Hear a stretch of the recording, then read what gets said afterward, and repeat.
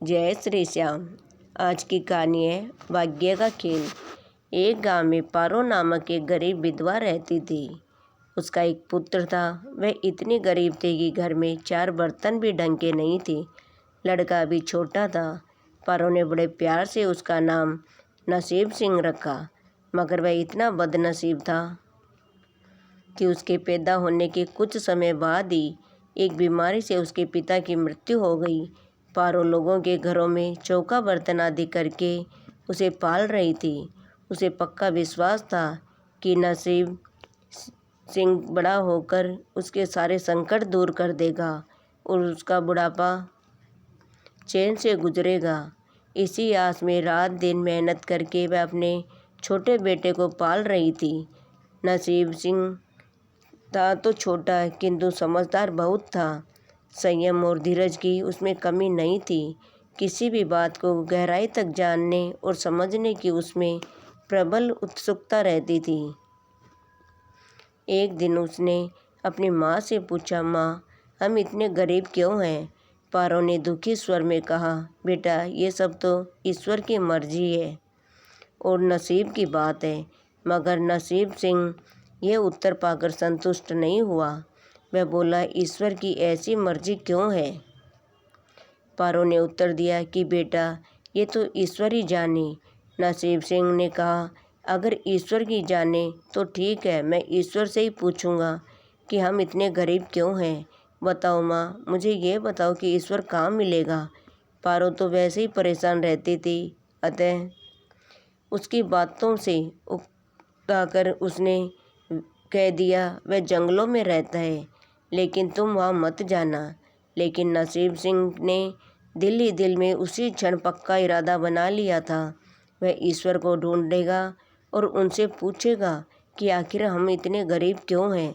एक दिन वह जंगल की ओर चल दिया। जंगल बहुत घना और भयानक था। चलते चलते नसीब सिंह बुरी तरह से थक गया, मगर भगवान की परछाई तक भी उसे दिखाई नहीं दी। अतः वह थक हार कर एक पत्थर की एक शिला पर जा बैठा और सोचने लगा कि भगवान तो यहाँ कहीं नहीं है। आखिर हमारी गरीबी कैसे दूर हो।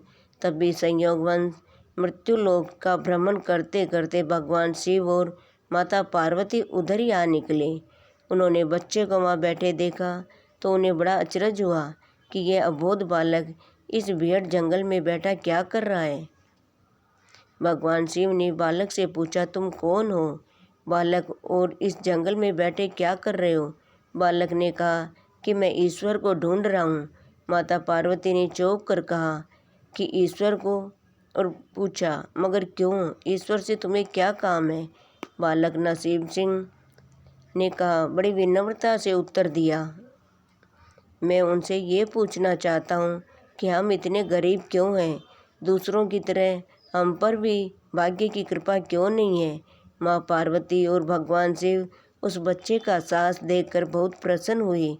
माँ पार्वती तो करुणा की सागर है, उन्हें उस बच्चे पर बड़ी दया आई और भगवान शिव से बोली, प्रभु, इस बालक की कुछ मदद कीजिए। भगवान शिव ने कहा, हम कुछ नहीं कर सकते पार्वती, क्योंकि इसके भाग्य में यही सब लिखा है। भाग्य देवता के खेल के अनुसार इसे ऐसा ही जीवन भोगना पड़ेगा। माँ पार्वती हट करने लगी। नहीं नहीं स्वामी, आपको इस बालक की कुछ मदद करनी होगी। भगवान शिव ने कहा, जिद न करो पार्वती, यदि हम उसे कुछ दे भी देंगे तो भी वह इसके पास नहीं रुकेगा। इसे वैसा ही जीवन जीने दो जैसा भाग्य देव चाहते हैं। माता पार्वती ने कहा, नहीं प्रभु, इसकी गरीबी दूर करने के लिए आपको इस पर कृपा करनी होगी। जब माँ पार्वती जिद करने लगी तो भगवान भोले शंकर ने उस बच्चे को एक हार दे दिया। हार पाकर नसीब सिंह बहुत प्रसन्न हुआ और खुशी खुशी अपने घर को चल दिया। माँ पार्वती इस बात से संतुष्ट थी कि उन्होंने एक अबोध बालक की मदद की और अब उसके दिन सुख से कटेंगे। लेकिन त्रिकालदर्शी भोले बाबा सब जानते थे कि यह हार उसके पास रहेगा ही नहीं। रास्ते में चलते चलते नसीब सिंह के पेट में अचानक दर्द उठा और वह सोच के लिए इधर उधर देखने लगा। उसने भगवान शिव का दिया हार एक पत्थर की शिला पर रख दिया और झाड़ियों के पीछे चला गया। तभी एक चील कहीं से उड़ती हुई आई और उस हार को उठाकर उड़ गई। अरे मेरा हार! सब कुछ भूलकर लड़का चील के पीछे भागा। मगर कब तक वह चील का पीछा करता और कैसे उसे पकड़ता। एक आध बार पत्थर उठाकर उसने चील को मारने की कोशिश की, किंतु चील अधिक ऊंचाई पर थी। कुछ ही पलों में चील उसकी नज़रों से ओझल हो गई तो वह बड़ा दुखी हुआ और रोते रोते अपने घर की ओर चल दिया। घर पहुंचकर उसने माँ को सारी बात बताई, मगर पारों को उसकी बात पर बिल्कुल भी विश्वास नहीं हुआ। हाँ, उसकी बात सुनकर थोड़ी सी उदास अवश्य हो गई, लेकिन नसीब सिंह अपनी माँ की उदासीनता देखकर हतोत्साहित नहीं हुआ।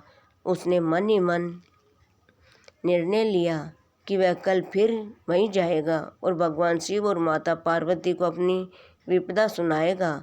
उसका विश्वास था कि भगवान शिव उस धूर्त चील को अवश्य दंड देंगे। भगवान शिव ने माता पार्वती से कहा, देवी देखो, उसके पास कल वाला हार नहीं रहा।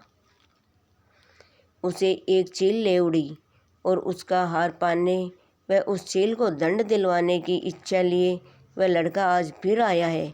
माँ पार्वती ने फिर भगवान शिव से प्रार्थना की कि आप चाहे चील को दंड दे या न दे, किंतु इस लड़के की सहायता करके इसकी निर्धनता दूर करें। हम सब कुछ अब कुछ नहीं कर सकते। देवी, यदि तुम जिद करती हो तो हम ब्रह्मादेव से कहेंगे। ब्रह्मदेव से कहते हैं कि वही इस बालक की कुछ सहायता करेंगे। ये कहकर भगवान शिव ने ब्रह्मा जी को बुलाया और सारी बात बताकर आग्रह किया कि आप ही इस बालक की कुछ मदद करें। तब ब्रह्मा जी ने बालक को हीरे की एक अंगूठी दे दी। लड़के ने अंगूठी जेब में रखी और खुशी खुशी अपने घर की ओर चल दिया। उसने सोच लिया था कि वह एक पल के लिए भी अंगूठी को अपने से अलग नहीं करेगा। फिर रास्ते में चलते चलते अचानक उसे प्यास लगी। वह सरोवर के किनारे पहुंचा और जैसे ही वह चुल्लू भर कर पानी पीने के लिए झुका, वैसे ही उसकी जेब से अंगूठी निकलकर पानी में जा गिरी और इससे पहले कि वह उठाता, एक मछली उसे निगल गई। नसीब सिंह फिर रोते रोते घर आया और माँ को सारी बात बताई। माँ ने उसे दिलासा देते हुए कहा, बेटा, जब तक भाग्य में नहीं है तब तक कोई भी चीज़ नहीं रुकेगी। जब भाग्य देवता खुश होंगे तो मिट्टी भी सोना बन जाएगी, मगर इस प्रकार किसी के देने से हमारी गरीबी दूर नहीं होगी। उसे समझाकर माँ अपने काम में लग गई, मगर नसीब सिंह भी हार मानने वाला नहीं था। उसने मन ही मन सोच लिया था कि वह कल फिर जाएगा। तीसरे दिन वह फिर उसी जंगल में जा पहुंचा। भगवान शिव और माता पार्वती उसका ये साहस देखकर बहुत खुश हुए। शिव जी ने इस बार ब्रह्मा जी के पास जाकर बात की कि वह बालक तो बड़ा साहसी है, इसका कुछ उद्धार किया जाना चाहिए। तो ब्रह्मा जी ने सलाह दी, हमें भगवान श्री हरि के पास जाना चाहिए, वही इसका कोई हल बताएंगे। अतः वह श्री हरि के पास जा पहुँची। पूरी बात सुनकर भगवान विष्णु ने नसीब सिंह को कुछ हीरे दिए। हीरे पाकर वह बहुत खुश हुआ और इस बार बिना कहीं रुके उसने सीधे अपने घर जाने का निश्चय किया, क्योंकि 2 बार उसकी चीज़ें खो चुकी थी। जब वह घर पहुंचा तो उसकी माँ घर पर नहीं थी। अतः नसीब सिंह ने हीरे एक लोटे में रखकर एक कोने में छिपा दिए और अपनी माँ को ढूंढने निकल पड़ा। वह मन ही मन सोचने लगा कि अब माँ को किसी के घर काम करने की क्या आवश्यकता है, अब तो वह भी अमीर बन गए हैं। उधर पीछे से चोर उसके घर में घुसे और जो भी सामान हाथ लगा लेकर भाग निकले। उस सामान में वह लोटा भी था जिसमें हीरे रखे थे। जब वह माँ के साथ वापस आया तो देखा कि हीरे गायब थे। इतना ही नहीं, घर का दूसरा सामान भी गायब था। अब तो उसकी माँ को बहुत गुस्सा आया। वह बोली, क्यों मुझे नई नई कहानियाँ सुनाकर पागल बनाता जा रहा है। सारा दिन आवारा बच्चों की तरह इधर उधर भटकता रहता है और शाम को पिटाई के डर से कोई नई कहानी सुना देता है। माँ की डांट सुनकर लड़का रोने लगा। वह तो केवल इतना ही जानता था कि जो कुछ भी उसके माँ को बताया था वह सत्य था।